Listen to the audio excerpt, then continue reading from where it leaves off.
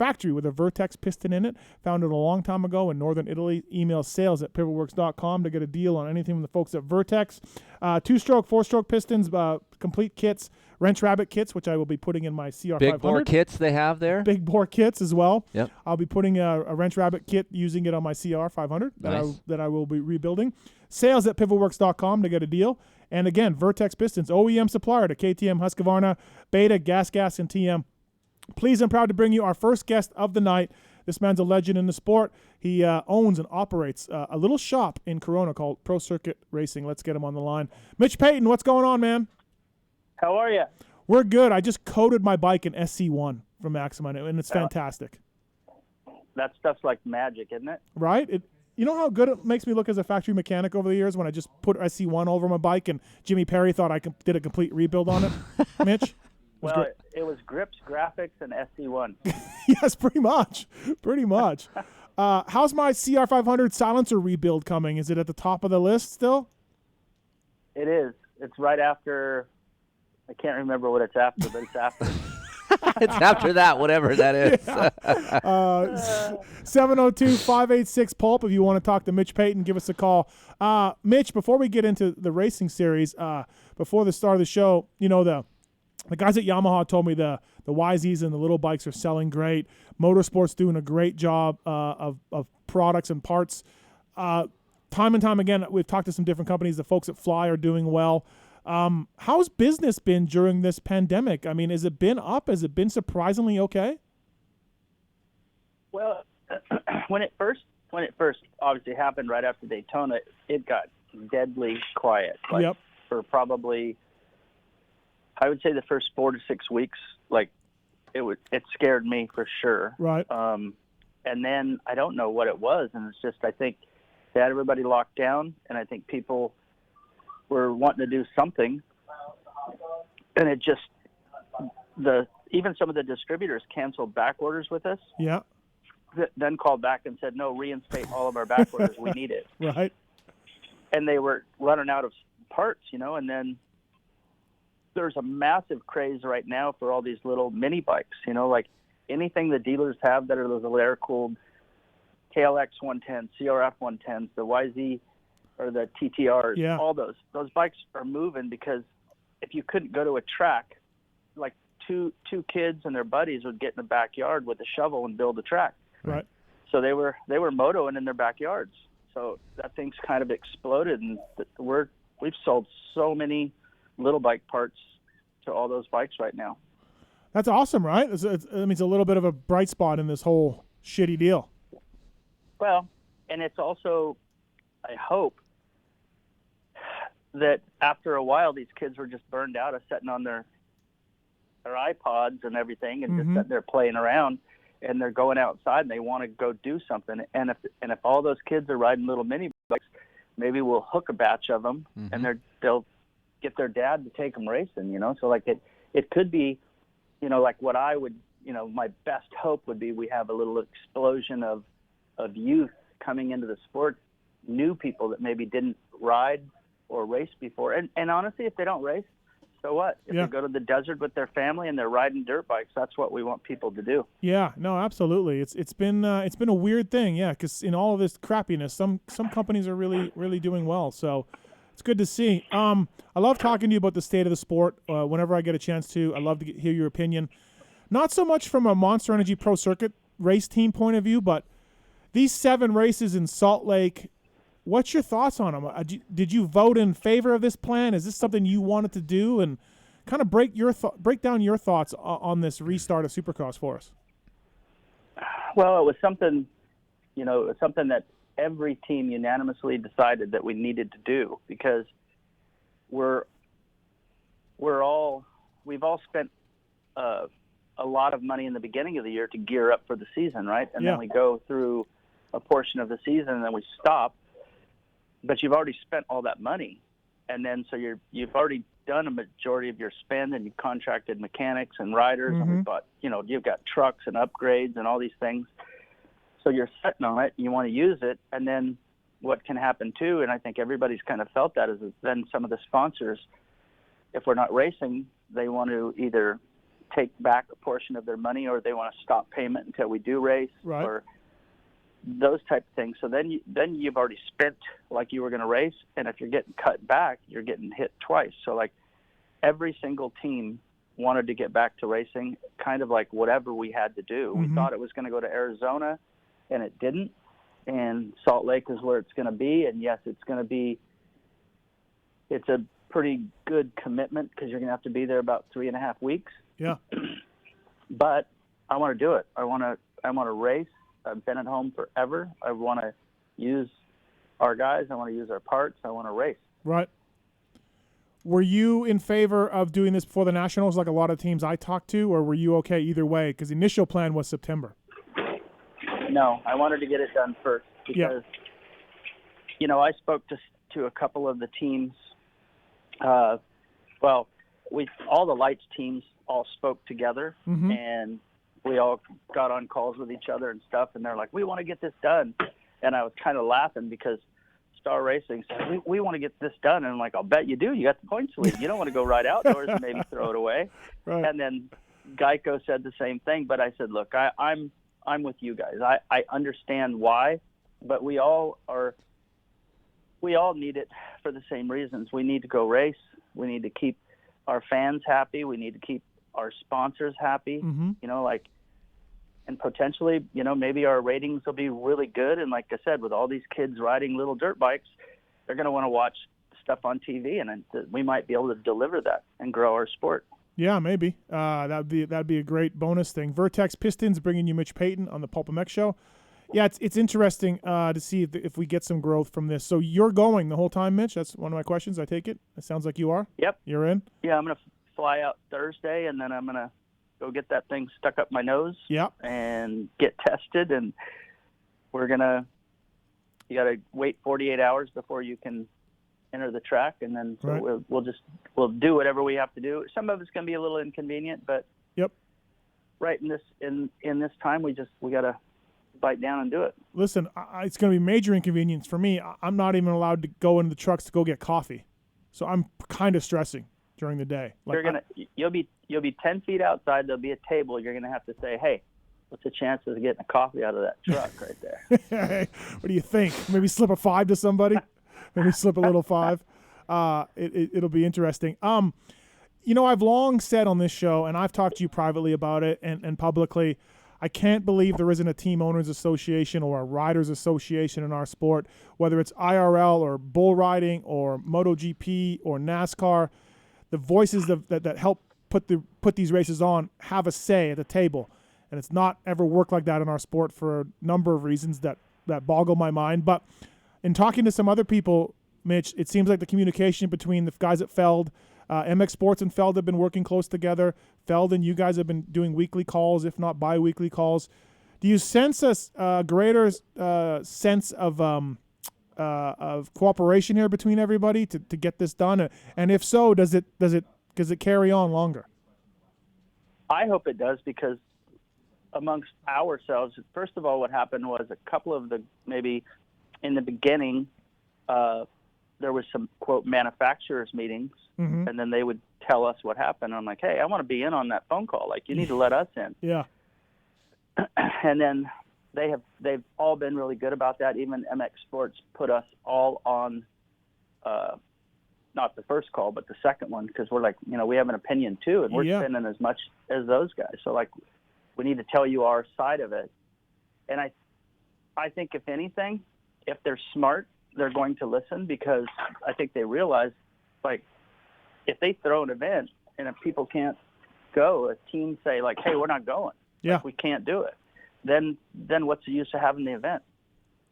Yeah, absolutely. I'm glad it seems like it's going pretty well that way, communication-wise. It's back and forth, and people are listening, which is awesome, Yeah.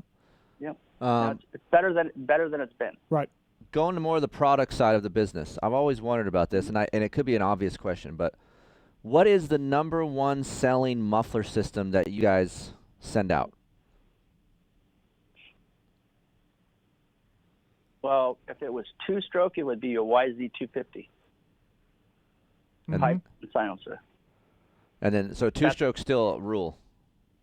two strokes are really good, but you got to realize the reason why that model is so good is the pipe fits from like I think 02 to current. Yeah. So like you're turning over big numbers of those a year, but you might be selling them to a guy with an 02 and 04 and 06 and 08, Right. a 12.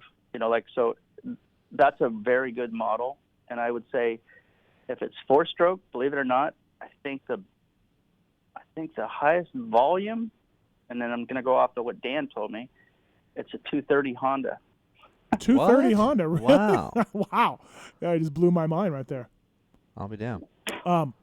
We also got a question from Bart here. Please ask Mitch if Pro Circuit will be releasing the Villapoto YZ125 pipe. Lots of demand for it. I didn't know you were keeping this from people. Well, it wasn't that we were keeping it, I guess we just made something for him that we thought worked better. And then actually just recently, MXA is going to do a test, and they wanted to test RV's bike, right? So we built them an engine just like his, and we let them test what we call our rack pipe, the one we've sold for a few years for that bike, and then we let them try the pipe that RV rode. And actually, to be completely honest, and I think they'll probably say that in the article, majority of the people liked the regular production pipe that we sold. Oh, okay. And they liked it because it didn't have as much bottom, but on a outdoor track, once it got going, it revved out so good, like the thing screams, right? Like it's awesome for like a stock bike or even a modified bike. But so then they came back to us and they said, hey, our guys kind of didn't really like this. And I'm like, really? I'm like, but they said it's really, like it's good on the start, and it's good if it's a tight little track, but if you put it on an outdoor track, it's kind of flat. So I said, all right, well then I'll make one in between. Right. So we got his bike back, and we made a couple different test pipes, and we're going to make one that's in between the two of those, and we're going to put that in production. So like we are going to sell an RV spec YZ125 pipe. And for people who want to know, that the YZ250 pipe that you talked about, I mean, that's Chad Reed's pipe from back in the day. You made that into production run, right? That's one of, like, the Yamaha guys and like the Honda guys, sometimes they had 3 pipes. Yeah. That's one of Chad's early pipes, yeah. Remember how we just couldn't get DV on one? He was just stuck with Uncle Donnie. He couldn't do it. Couldn't do it. But he tried it, like, and honestly, like, it was a point where I'd talk to him and I said, what is wrong? And and then all of a sudden, like MC kind of said the same thing. He's like, he would always ask me, like, he loved his pipe because it was really good in the whoops and it hit really hard and stuff. But then he rode like an FMF pipe, and he goes, yeah, there's something about the very bottom, but like it's not as good overall as our pipe. And he goes, but if you could do something, do this. So I'd do something different, and he wouldn't like it. He'd always go back to what he did. Well, then David told me, he's like, he goes, you're wasting your time. And he said, I'm so used to this that I can ride the track, blindfolded. I know where to shift it. I know what it's going to do. And anything you do to change that, it's like I'd have to relearn it. And he goes, I don't want to do that. So it becomes more of a feel thing between those guys, and like it was cool that he told me that. Like that was great. But like, it's just there's certain guys that really like something and they don't want to be bothered with anything else. They're like, just leave it alone. Right. What about the DV FMF pipe and Pro Circuit silencer combo that he ran? Yeah, we ran. Yeah, PC, always PC silencer. Yeah. Yeah, and he wouldn't run a carbon fiber silencer. You didn't like it? Do you remember that? Yeah, I do remember something about that now that you say that. Yeah. We were all excited because we had those carbon Kevlar titanium silencer, and they're like, yeah, this thing's sick, and everybody liked them. And then David tried it, and then he wanted to go back and forth between the aluminum shell, and he's like, no, I'm sticking with this. I'm like, really?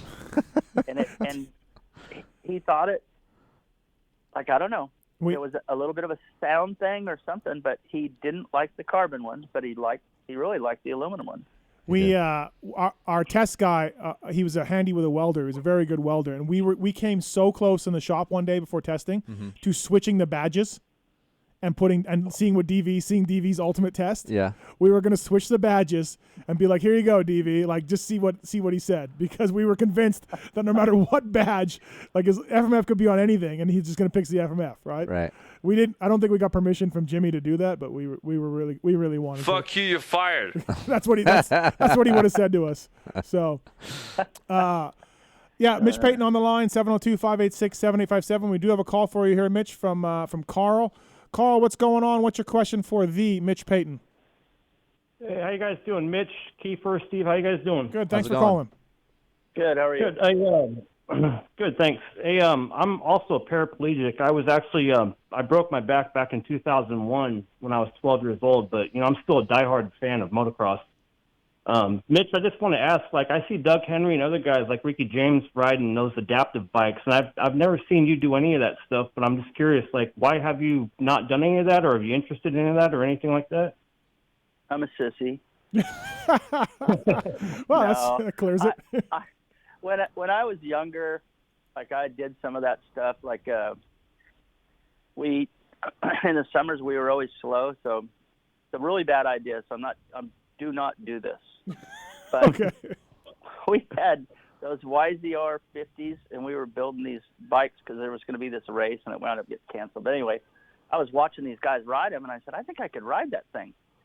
And they would tape my feet to the pegs Oh God. and move the shift lever up, and I'd lay on the tank, and then we had races in the parking lot. And then I got to where I was competitive with them, and I'm like stuffing it in a little bit, and then all of a sudden one day, and I had a helmet on, but just a T-shirt, jeans, tennis shoes, I grabbed the front brake and hit gravel, and that thing went down Oh. and skidded like for 30 yards and tore up my shoulder, my elbow, my hand was bleeding, my knee was bleeding, my hip was bleeding, and I'm like so pissed that I'm like, what am I doing? What am I doing? Yeah. This is stupid. And of course, I'm at the end of the parking lot, and these guys are back at the shop, and they're like, my wheelchair's there, and I'm like, should we go down there? And they said, we got to go down there. And I was so mad when they got there. They had to untape me, and I just had to go in the bathroom and scrub out Oh. dirt and pavement. And I'm like, I rode bikes before and Yeah. done some of that little weird stuff. But now, like, if I go to Minnesota, I ride quads. That's fine. But I raced cars for a while. I got, I really liked that, and I rolled a couple of those and crashed some of them, and I really became fond of a roll cage. So Yeah. I thought, honestly, like, I can't afford to get hurt being really stupid. So, like, I do enough dumb things as it is. I just decided not to push that. There you go, Carl. Hey, Carl, do you want a PulpMX Roost T-shirt?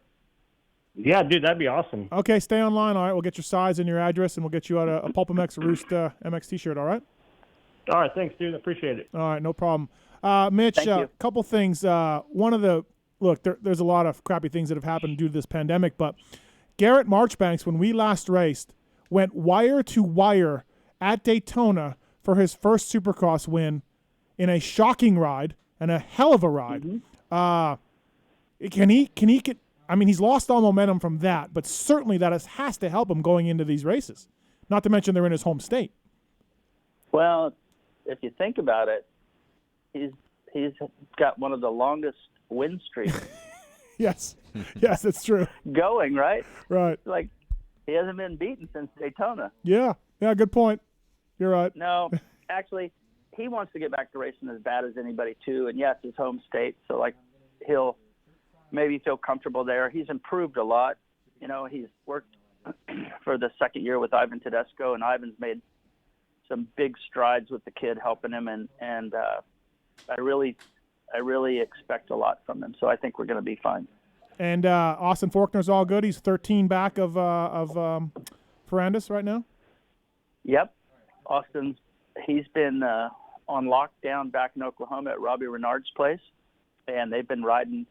The only thing that was probably a little weird, but like we just, I'm like, you guys got to deal with it. Like we started off where we stopped and then we were going to go outdoors. So, and every team was doing this. So like we all put away the Supercross bikes and started doing outdoors, and here we go. It's going to be great. And then all of a sudden, well, maybe We're Right. going to do Supercross. I'm like, and then the Supercross thing was like, realistically, like at one point we were going to race March 28th, Mm-hmm.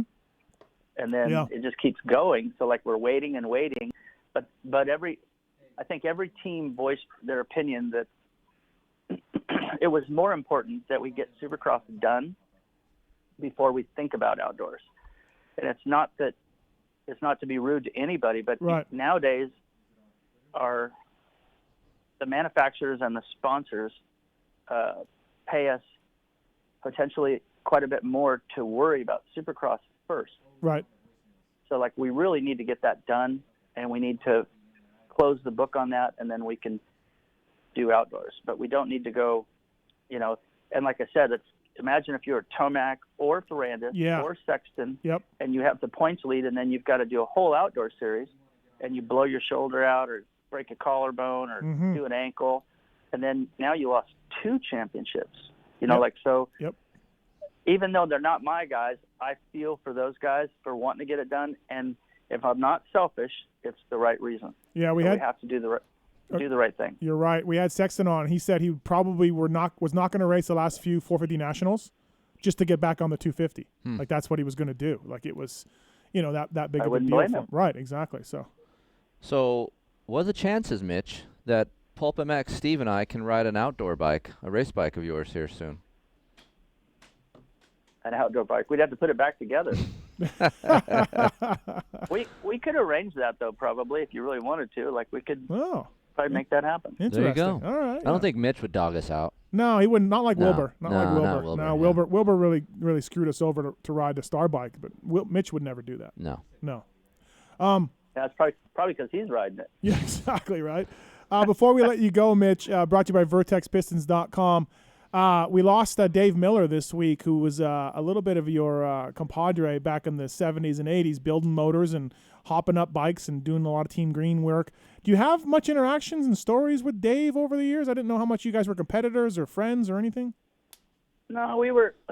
Dave was a guy that, like, when I started, of course, I started with Huskies and big bikes, and Dave was kind of a mini bike guy. Yep. And I didn't really know him. And on my Huskies, Dave's older brother, John Miller, used to build plastic stuff. So Okay. if you look at some of my old Huskies, they had these little cool front number plates, and he made an air box and these vented side number plates for me and all this stuff. So then through John, I met Dave, and then Dave was in Orange County, and then I moved to La Palma, and then Dave Miller moved over on La Palma just down the street, like Okay. probably an eighth of a mile. Okay. And I was just showing Norm today. I found this little book, and I think it was in '83. He started coming over to the shop a little bit, and we were hanging out, and he was doing these mini bikes, and he goes, "Hey, I can't get cylinders done. Like, I see you do Husky stuff, right? Can you do a mini bike?" And I'm like, "I guess." I'm like, he goes, "I need somebody to grind some cylinders. You want to grind some?" And we, I hate to say it, but like a busy week is if you got 4 or 5 Huskies in, so. Thanks. Husky wasn't exactly killing it for you at that point. No, at that point we were starting to do, Right. Japanese stuff and all that. So the Husky thing was slowing down, and we were starting to pick up on that other stuff. But I said, yeah. So like we had a deal back in like '83, I think it was, I can't remember what it was per cylinder, but I said, yeah, I'll grind for it. I'd love to give the money. Mm-hmm. And so I used to grind cylinders for Dave, and then he did pipe stuff. So I said, hey, can you help me do some pipe stuff so I can do mini bike pipes? So like he would tweak a pipe and do some stuff, and then I would stamp it. And then we even had a couple pipes, like I think in 1986 and maybe 85, 86, where instead of us both having to pay for the tooling and stuff, we both sold the same KX125 pipe. Oh, okay. With your badges, different And badges on it. Yeah. Different badges on it, Yep. but they were a little bit different length. Okay. Like all we did was change the length a little bit. He had his and I had mine, and we were good with it because then we could buy stamps and stuff like that. So we had wow. a really good relationship. And he was like a funny guy, very creative, very, very creative. I think if you look, '93, he built me that Yeah. body for the kicks 125 that was all covered and stuff out of fiberglass, and like it was pretty sick. I was afraid it would run too hot, but as far as looks, it was very modern and much better looking than anybody's fully covered system that they had, instead of just bolting those big panels on the side. And he was a guy that kind of a jack of all trades. He could pound aluminum, he could make a pipe, he could grind a cylinder if he wanted to. He just didn't want to waste his time. Right. He could kind of do anything, and he was a good tuner. Like he had a lot of really good mini bike kids that rode for him back in the day, and he was good at it. And he'd go to Saddleback and ride their bikes and jet it and get it all spotted. Like I couldn't ride a bike then, so like I had to learn how to jet them, on the stand, which was good in the long run. Yeah. In the beginning it was hard, but yeah, he was a really good guy, very creative. Like he was a one of a kind guy. I talked to him. I never met him. I asked him for a podcast. He said he would like to do one time, and I never followed up, and he never followed up. But I did talk to him for the Eddie Hicks story that I did, and he built Eddie that 84 YZ that is at Troy's shop and everything. And he was a great guy to talk to for Eddie Hicks stories and memories and everything else. He was great. So, and I wanted one of those green airbox covers so bad. I just wanted a seat cover. See, that was so. Like I said, Dave's brother back in the day, and I believe it was called UFO. Oh, really? Was it? I think, yeah, I believe I'm 99% positive that his brother John, it was out of the back of his garage, and he would make. He was super talented. Like he'd make a wood mold, and then he had a vacuum form machine and this thin plastic, and he would just vacuum form it and then make a trimming die and cut it and do all that. Like those old Honda disc guards, he made thousands and thousands of those, and it was in the back of his house. I'm sure the guy just killed it. Like right. So then Dave would go over there, and I'm sure Dave could do it too, but have his brother make a little mold, and then he'd have these little plastic air covers and airbox part and all that stuff. So he did, back in those days, those were the times where you'd make something and you could sell it for $29 or $39, and you probably paid $15 for it. Right. So you'd make a dealer margin, and you could barely keep them in stock. Yeah. Yeah, I wanted one badly. I remember that. Seat cover too. Seat cover would have been cool. Yeah. Chicken was an all DMC guy. Yep. He looked pretty cool out there. Dave made the first mini bike oval silencer. Oh yeah, for Eddie, right? On that Eddie bike, I think. Yeah, but then he decided to sell it, because I sold the silencer, but it was round, and then Dave thought it was cool that the big bikes were oval, but if you put the big bike on there, it was too big. Right. So he made like a little sample one, and then got it extruded and started killing it on. Every Team Green kid had a DMC oval silencer. and you were just like, damn it. I'm like, wow, he was right on that one. Yeah, exactly. Well, hey, Mitch, thank you for coming on the show. I really appreciate it. I'm looking forward to going back racing, and I'll see you. I'll just wave, I guess, and maybe we can work out this mutual coffee table halfway between us. Something we can do. Yeah, honestly, I think it's going to be great. I mean, honestly, I think everybody, I think our fans want us to race, of course. Yep. I think the sport needs us to do something. The country, thank God Trump's in office, because I think he's, of course, done some mistakes, but I think he is sometimes he says some jacked up stuff, but like I think he's a good. That's awesome. He's a right, like. Oh, he's insane. Like, I probably wouldn't have said that. I wouldn't have said that. Like, but he does get stuff done, and he kind of believes pro business. And the one thing that I will say about that cat, he was right. More of our stuff needs to be made here. Like, I get all my machine stuff done here, and what almost put me out of business of all the little engine plugs is all that shit was coming out of China. Yeah. Right? Yep. Or should I say China? China. China. The China flu crushed us. It's crushing us right now. But he was right, because we get our pharmaceuticals from over there. We couldn't even buy face masks if we wanted to buy them, because they were made in China. Yeah. China. And like, that'll probably never happen again because he's going to make sure. And I think the companies are going to make sure they're like, nope, we need to make our own stuff over here. If something happens, we don't need to trust another company for our safety. Like we need, if we have to pay a little bit more for it, like everybody just pay a little more for something made over here. Like don't always cheap out. I know. Look at all the industry companies that do that, though. It's. I don't know if you can get that toothpaste back in the tube. I'm with you though, but yeah, he would have to. Well, I know he did the tariffs. You can do everything. Yeah. Yeah, I don't think you can make everything here, and I don't think there's anything wrong with doing some stuff overseas if you have to, especially if it's incredibly high volume. Like their workforce works cheap.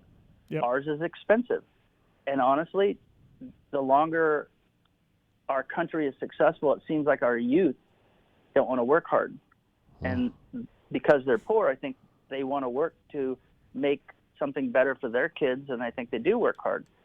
And I think it's really important that we try to just build industries over here and keep it here. And I like it, and I think it's good, and I think we did some good things. I'm going to get tore up saying that. Oh, that's fine. Right? Hey, well, listen. I'm going to get some guys that hate me. Listen, 30 minutes ago, Mitch, before you came on, I talked about I got a stimulus check from Trump, which I didn't realize I was getting. I thought we made too much money as a household. So I got a stimulus check, but I am not a fan of Donald. I don't care about Republicans and Democrats. That guy to me, that guy. So I'm giving it away. I'm giving 6 $200 Amazon cards away.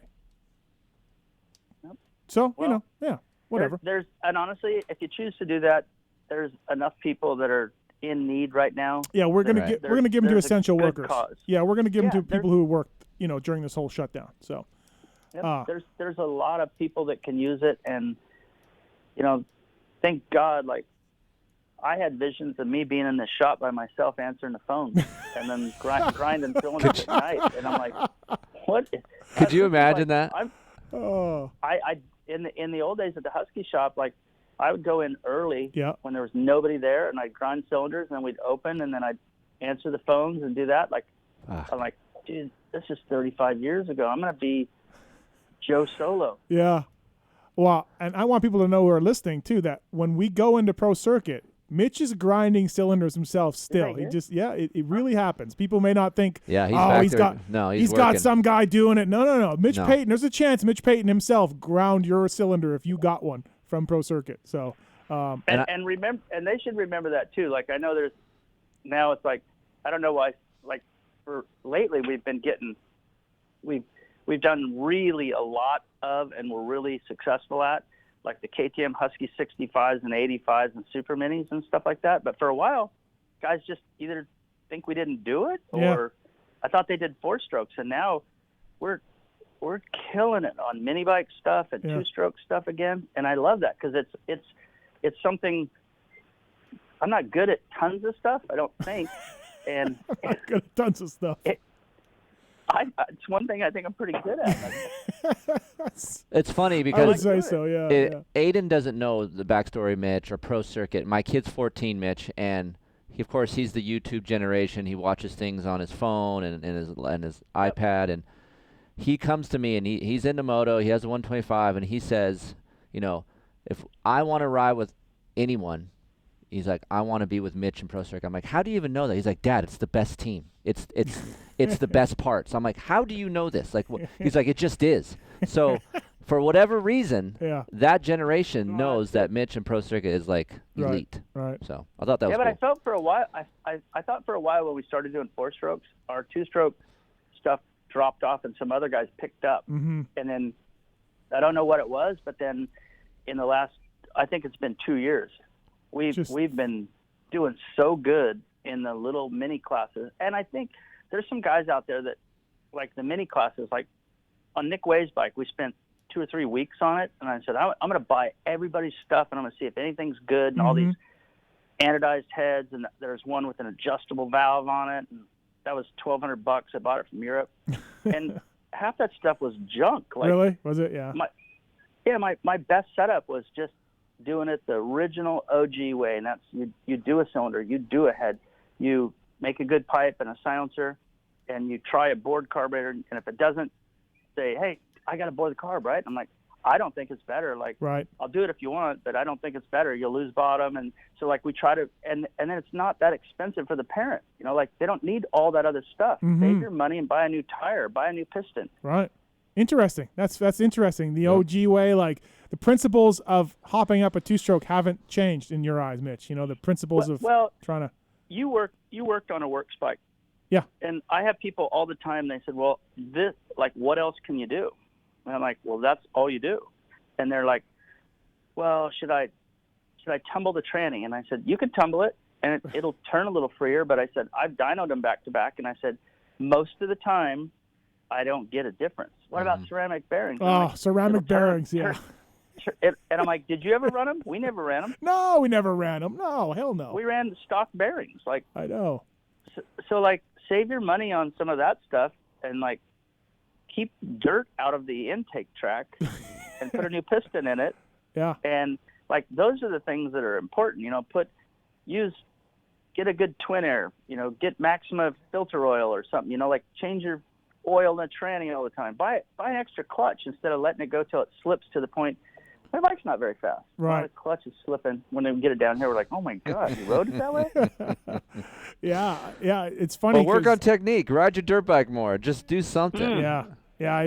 It's funny. Like, I agree with you. Uncle Bob over at Yamaha, I mean, he would do a cylinder. He could do one with his eyes closed. Jeremy's cylinder was not far off of Chad's.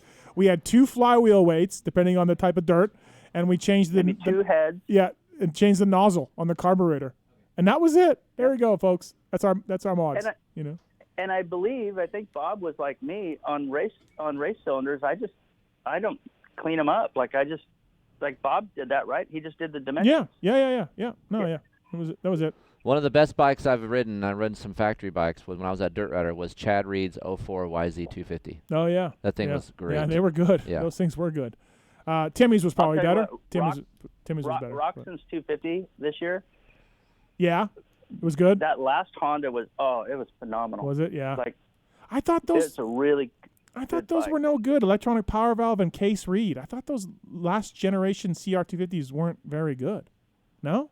Well, I think the 02, 03, maybe 04, but in 05, it had really good bottom and it didn't have very good top. Okay. So you can modify the cases and open them up, and then you can do a cylinder and a head, and put a pipe on there, and the thing's it's unbelievable. Oh, okay. Yeah. Because I did RV's bike, and then we ran Kenny's before Straight Rhythm. Right. And I remembered I told the Honda guys, and I said, hey, this thing should be like right here on horsepower. And they're like, oh, it's way off. And I'm like, well, then something's wrong. Because I said, I did it, you know, it was 2006. It was because I built their bikes in 2005 and 6. And I said, no, it should have been right here. And we wound up figuring out that once again, they had 2 different pipes, and they had the wrong pipe on it. And we had a newer pipe, so we had to remake the pipe. And then, boom, it's right where we said it was, and they were all stoked. So it was good. Like, the 2-stroke thing is pretty damn cool. Yeah, it is. It's funny how it all comes back around. Thanks for joining us, Mitch. Appreciate it. Yeah. All right. Great stuff. Okay. See you this weekend. Yeah, thank you. See ya. Bye. Vertex Pistons bring you Mitch Payton. I see him this weekend. That seems odd, but yeah, I'll see him this weekend. He could write a fucking book, dude. He could. Of all the stuff he's great. done, seen, been great. through. Crazy. Let's get the 7 Deuce Deuce up if we